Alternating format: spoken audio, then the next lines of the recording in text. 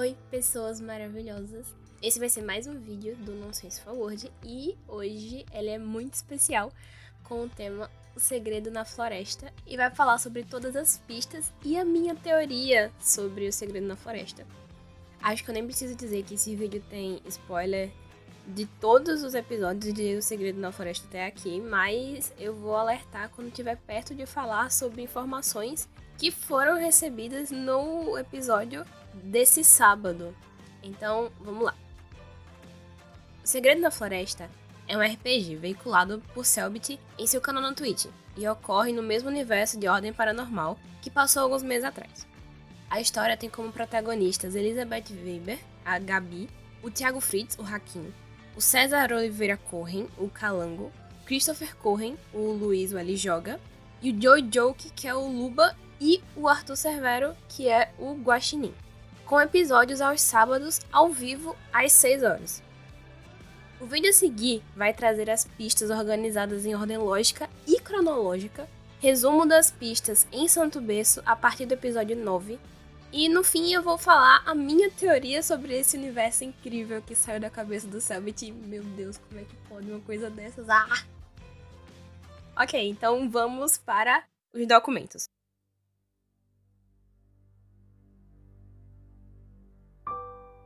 Um fato importante a ressaltar é que o início da história é no dia 11 de abril de 2020 e o local da história vai se passar em Carpazinha, no Rio Grande do Sul.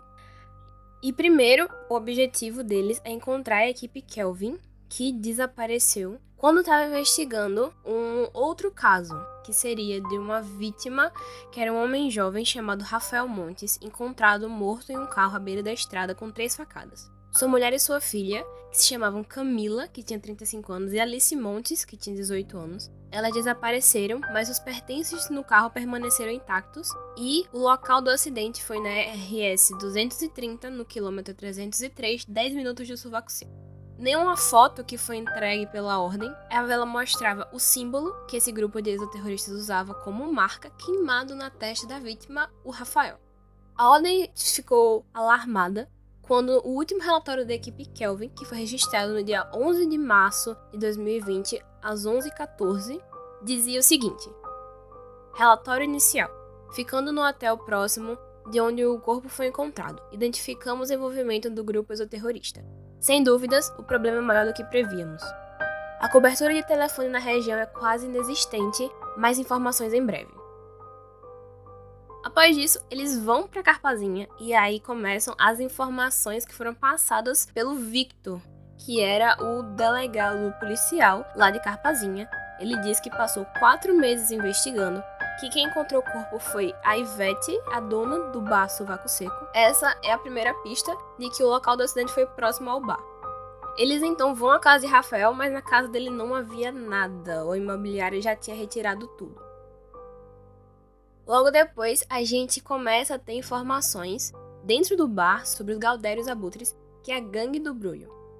Essas informações sobre a gangue e sobre o envolvimento do Rodolfo a gente vai ter ao longo até o episódio 6, que foi a gangue do Brulho, foi a primeira gangue que ele formou junto com o Rodolfo, que gostava de ir até a estrada da casa do Virgulino apostar a corrida lá.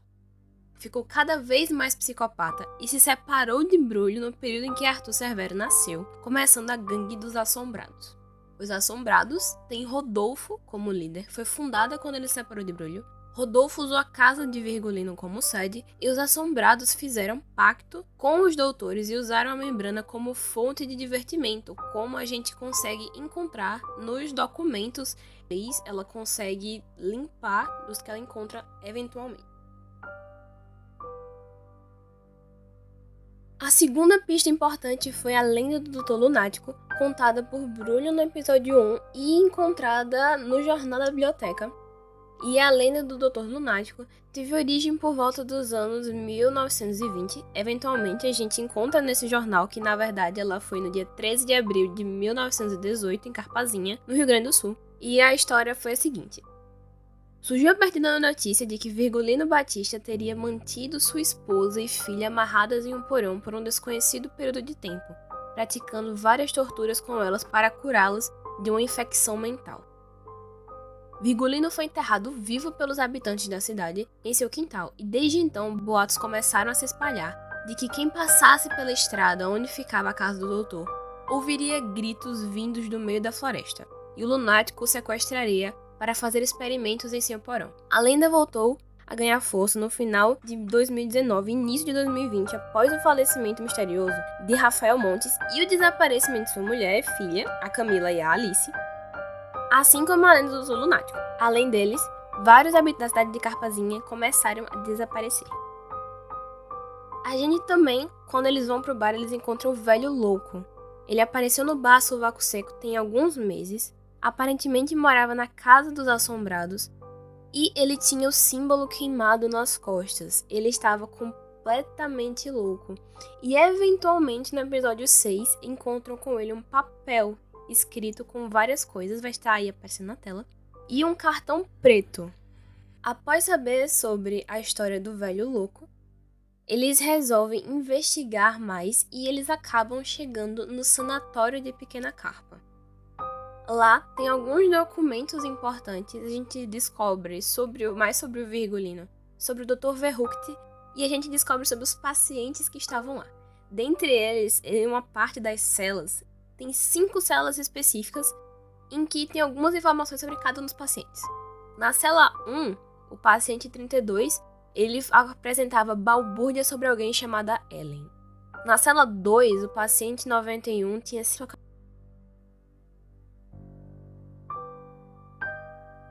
E quando eles abrem a cela, tem uma silhueta na parede de uma pessoa queimada com algo como se fosse um lança-chamas.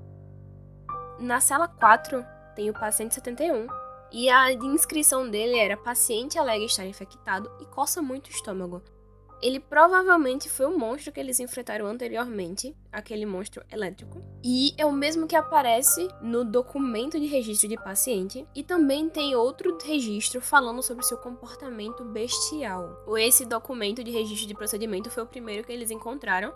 E foi escrito, aparentemente, pela enfermeira Luciene. E tem explicando todo o procedimento. Também falando sobre como o Dr. Verrucht e esse paciente entraram dentro da sala. Passaram horas e horas lá dentro, não saíram. E quando alguém foi verificar, aconteceu, aparentemente, um desastre. Na cela 5, tinha a ficha dos pacientes 21 e 22, que a gente descobre ser da Lourdete e da Ana Vitória, a mulher e a filha do Virgulino Batista, o doutor lunático da lenda. E essa, inclusive, é a cela em que o Joe e a Liz tocam na gosma preta e mexem nela. Dentro do documento sobre as duas, é descrito que elas são obcecadas por espirais, que se separadas berram e que murmuram coisas sobre 5 guardiões, labirinto infinito, nosso santo e etc.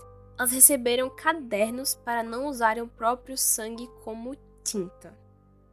A cela 6, ela não possuía ficha. Bom, também encontramos mais informações sobre o Virgulino Batista, o marido de Lourdete Batista e pai de Ana Vitória Batista. O Virgulino foi um psiquiatra que trabalhou no sanatório de Pequena Carpa por volta de 1917. Ele ajudava o Dr. Verrucht no tratamento de pacientes com problemas mentais. Virgulino pediu demissão do sanatório em 1918 após discordar dos métodos macabros e antiéticos de seu patrão. Após isso, ficou isolado em sua casa na fazenda, vivendo com sua esposa e filha. Como a gente descobre posteriormente, os restos mortais do Virgulino são usados para experimentos, e ele se torna o carniçal preto da morte, a cobaia número 4, quando os exoterroristas usam seu corpo. Quando eles vão até a casa de Virgulino, eles encontram as páginas do diário que Lourdete mantém, onde ela registra o fato de ter avistado as cavernas junto com Aninha, enquanto procurava um lugar para pintar, e a filha resolve ir até lá para esconder as pinturas para o pai. Lourdete sente um vento sair de dentro da caverna quando vão até a entrada. Ela também desenha um mapa indicando o caminho. Após a entrada, Lourdete escreve várias vezes que foi à caverna. Também escreve que sua mão não era sua mão em outra página. Fala sobre o labirinto infinito, os 5 guardiões e tem o símbolo desenhado bem no meio da página.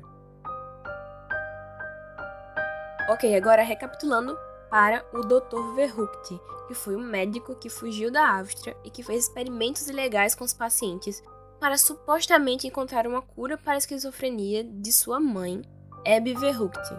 O corpo dele é encontrado junto com o monstro elétrico no episódio 2. Além do fato do Virgulino ter trabalhado para ele, não tem nada muito mais consistencial sobre ele que seja encontrado no meio dos documentos até aí. A partir desse ponto, é começado a busca sobre os 5 doutores, que primeiramente a gente descobre sobre a doutora Eva Van Gloss e o doutor Eric Joe nos documentos fornecidos pela Ordem. A doutora Eva Van Gloss, ela tinha graduação em arqueologia, geologia e especialista em artefatos medievais. Fez uma expedição arqueológica na Europa, mas não se sabe ao certo sobre o que foi até o episódio 14, e buscava locais com a membrana fraca. O Dr. Eric Joe, ele tem graduação em física e especialização em análise dimensional quântica. Eventualmente, eles também encontram informações sobre a doutora Paula Verdante, engenheira agrônoma e zootecnista, o Dr. Mick Woods, engenheiro civil, e o Dr. Walter Lewis, que era médico. A partir disso, eles também encontram mais informações sobre o projeto SB Santo Berço. E também, ao vasculhar a casa, eles encontram documentos sobre as cobaias que eles utilizaram no projeto SB. Primeiro, eles encontram sobre a cobaia 2, que era a aranha que foi encontrada no episódio 3 e que matou o Chris. No episódio seguinte, eles encontram uma folha grudada entre as outras folhas, que seria sobre a cobaia 3, os ratos. E também eles encontram a cobaia 4, que seria o crânio com o símbolo desenhado do Virgulino, que vira o carniçal. Até aquele momento não se havia notícias sobre o que ou quem seria a cobaia número 1. Mas, eventualmente, a gente acaba descobrindo. E eu vou falar sobre isso depois. Pelos documentos, a gente tem que o projeto se inicia no dia 7 de outubro de 2019. Como está escrito no documento Iniciação. No documento seguinte, fala sobre os assombrados usavam a membrana fraca para se divertirem como um tipo de clube de tortura no documento Imprevistos. No dia 15 de outubro, no documento Análise de Fragmentação da Membrana, indica que Walter fez experimentos com radiação EP nos restos mortais de Virgulino, que também indica a frase podendo fazer o trabalho sujo no sequestro das fontes de EP necessária quando se referiam aos assombrados. No dia 28 de outubro, Eva acha o diário de Lourdete e Aninha. É apresentado que eles estavam fazendo experimentos com restos mortais, provavelmente se trata do carniçal Virgulino. Também se menciona fonte infinita de energia e que o Santo Berço vai prosperar. No dia 10 de novembro de 2019, no documento Cálculos, indica que alguém efetuou cálculos exaustivamente e aparecem as frases fluxo de EP concentrado e o Santo Berço vai prosperar, nosso Santo Berço. No dia 12 de novembro, no documento Migração, o documento quase perdido por Liz, ele tem frases como o Santo Berço devora, ele prospera, indica que o experimento inicial deveria ficar preso. E eventualmente vou falar na parte da minha teoria sobre isso. Uma coisa importante é que no EP 5, uma das pistas importantes que o Tiago encontra é um teste de gravidez positivo na Casa dos Assombrados. Essas foram as principais pistas que foram encontradas a partir dos episódios, e a partir daí, eles resolvem que vão seguir o mapa que foi deixado pela Lourdete nas páginas do diário, e com isso acontecem os fatos de Santo Berço. Ao chegar em Santo Berço, os 5 são recebidos pelo porteiro. Eles são levados até o ferreiro, líder da cidade, e são apresentados ao lugar. Eles conhecem várias pessoas e lugares, inclusive o labirinto infinito mencionado nos documentos. Quando Tiago acende um isqueiro, eles são atacados pela noite de Santo Berço e seus monstros. Ao que tudo indica, a cidade não gosta de fogo. Quando eles chegam à ferraria, o ajudante do ferreiro estava morto, com a garganta cortada, pedras verdes de cura em sua boca e a palavra manancial escrita com sangue ao lado do símbolo. Após isso, os 5 vão para o hotel, onde tem uma noite conturbada ao serem atacados por um parasita do sono, uma criatura aparentemente criada pelo pai do hoteleiro. A investigação do símbolo os leva até a fazendeira já que suas vacas estavam sendo mortas e tendo esse símbolo gravado em sua carne. Eles perseguem uma criatura humanoide até a floresta, encontram seu esconderijo coberto pelo símbolo e o matam, fazendo com que Santo Berço se enfureça. Eles retornam feridos para a cidade com uma foto da criatura e a mostram para o ferreiro. Depois de outra noite no hotel, eles percebem que o sino da cidade que indica que a noite terminou não tocou. E eles vão até a torre do porteiro, que era quem deveria ter tocado o sino, temendo pelo pior, mas encontram suas roupas ensanguentadas escondidas e o símbolo desenhado. O ferreiro começa a caçar o porteiro, enquanto eles entram numa caverna com o minerador tentar abrir uma porta de ferro com um cartão que eles encontraram com o velho louco. Eles conseguem fazer a porta ligar, mas não sabem a senha, que era o símbolo e de alguma forma indicava a senha e quando você tocava nos símbolos ao redor do símbolo, eles brilhavam. O minerador os leva então até o quarto cristal secreto de Santo Berço, mas lá o porteiro os esperava. O minerador muda completamente e tenta matá-los, arranca o braço de Arthur e tenta obrigar César a tocar no cristal, mas Tiago impede. Após a morte do minerador, o porteiro indica os símbolos que abrem a porta de metal.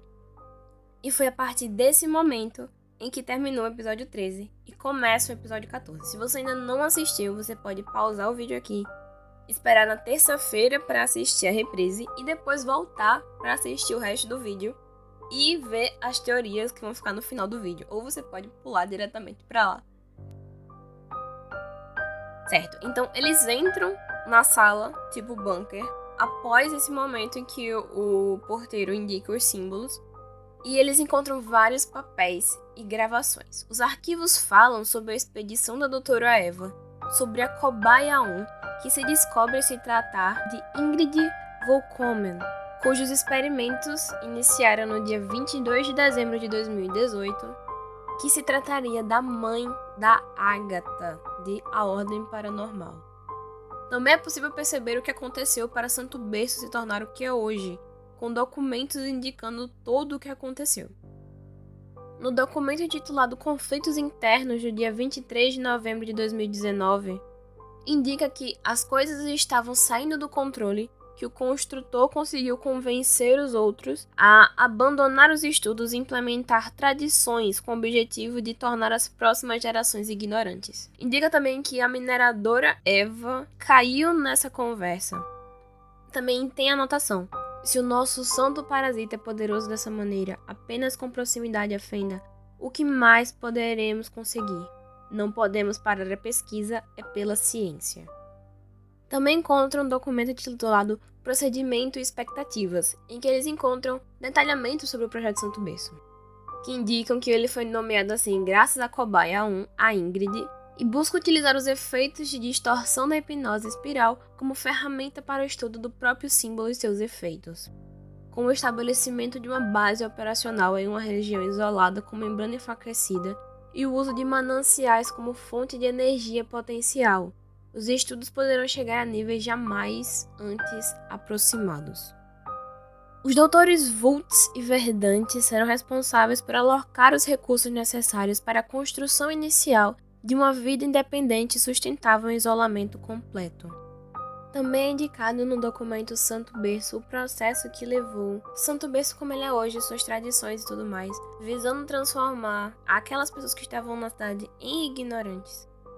Também fazia com que alguns segredos só pudessem ser revelados quando já fosse tarde demais para os ígnoros, que seriam as pessoas de fora da cidade, quando eles já estivessem completamente tomados pelo símbolo, só assim eles poderem entender o que estava acontecendo. E não poder mais reagir, nem querer se afastar de lá para poder sair. Por isso que todos estavam sempre tão felizes e tudo mais. Nesse mesmo documento, também é possível encontrar que o ferreiro seria o líder escolhido e seria responsável pela manutenção dos mananciais, que seriam preferencialmente seus próprios filhos. Também é encontrado que as descobertas que foram feitas, elas foram traduzidas em atos e tradições, como, por exemplo, a provação. A partir daí, eles descobrem, então, que um dos doutores não estava concordando com o que tinha acontecido. Ele escreve dizendo que iria marcar o símbolo em suas próprias costas para poder seguir ao labirinto, iria fechar o bunker, destruir todos os cartões, menos um que estivesse com ele, e queria até a ordem reportar o que estava acontecendo. Nesse documento, eles descobrem que não tem saída e que precisam entrar no labirinto, e esse documento aponta que a única forma é gravando o símbolo em si mesmo. Após muita discussão, eles descobrem que Tiago já estava conectado ao Santo Berço, desde o momento em que ele foi engolido pela aranha, e então se voluntaria para ser marcado. O porteiro se entrega como forma de distração para distrair todos enquanto Tiago guia os outros pelo labirinto, chegando ao centro, a entrada de uma caverna. E foi nesse ponto em que acabou o episódio 14. E agora eu vou falar um pouco sobre a minha teoria. Bom, na minha teoria também teve algumas coisas sobre os 5 doutores. Pelo que foi mostrado, eu acho que é sobre a doutora Eva. Ela seria mineradora como é indicado em um dos documentos. O Dr. Eric, ele provavelmente era o ferreiro e o que se tornou o velho louco. A doutora Paula, ela seria provavelmente a fazendeira. O Dr. Mick Woods, ele provavelmente é o construtor. E o Dr. Walter Lewis, ele era médico, então provavelmente ele seria o doutor. Como é indicado em um dos documentos que falava sobre a Ingrid, a cobaia 1, eu acho que os grãos que tinham sido encontrados na Casa dos Assombrados eram, na verdade, para serem plantados em Santo Berço e serem usados como estoque para essas plantações. Eu acredito que provavelmente a esposa e a filha do Rafael Montes eles devem ter sido levadas para Santo Berço. Eu acredito que o teste de gravidez provavelmente era da doutora Paula. Pelas informações que foram encontradas a respeito da expedição da doutora Eva, que ela mostra que ela encontrou registros de uma civilização que adorava um símbolo que havia sido destruída por uma explosão de um vulcão ou algo parecido. Então provavelmente deve haver mais de um local como o Santo Berço e eles tentaram recriar esse local. Também acredito que o símbolo se alimenta do portador direto dele, transferindo a energia dele para as coisas ao redor. E eu acho que essa coisa ao redor seria não só as plantas, mas como também o santo parasita, que foi mencionado num dos documentos.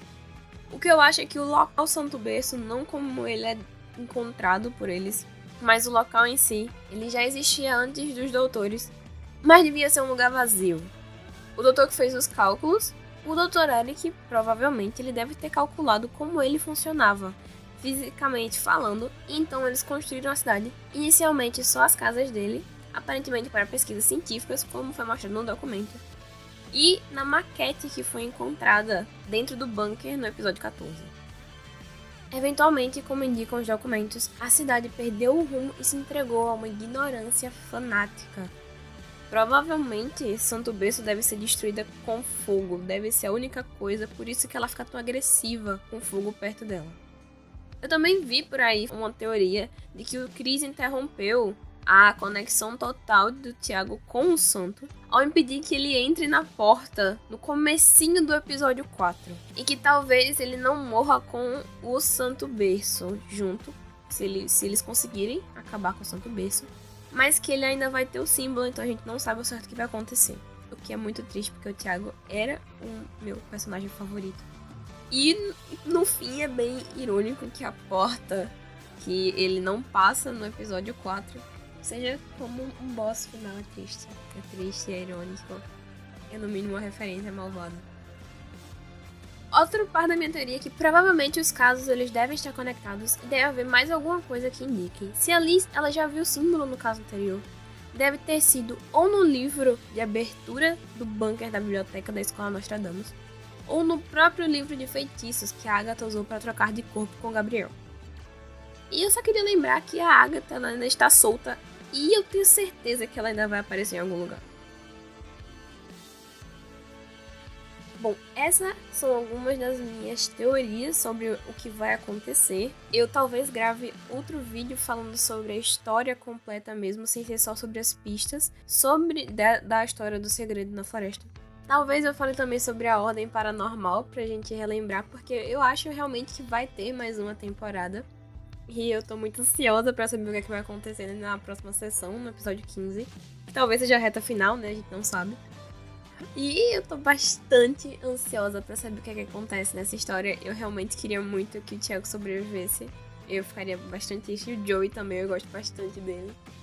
E bom, é isso. Esse foi o vídeo. E se você tem alguma teoria a mais sobre qualquer um dos pontos abordados nesse vídeo, eu queria que você deixasse aqui nos comentários pra gente poder debater, porque meus amigos não assistem O Segredo na Floresta e eu queria muito alguém pra conversar sobre isso, eu fico muito empolgada. Então, muito obrigada se você assistiu até aqui, esse vídeo deve ter ficado gigante. Deixa seu like aí, que ele deu bastante trabalho pra juntar todas as pistas e as imagens e tudo mais. E se inscreve aqui no canal, que vai ter mais conteúdo sobre O Segredo na Floresta, sobre outras séries e sobre filmes nesse quadro. E tem também outros conteúdos que, se você não gosta exatamente desse formato, tem bastante coisa. Então, muito obrigada e é isso.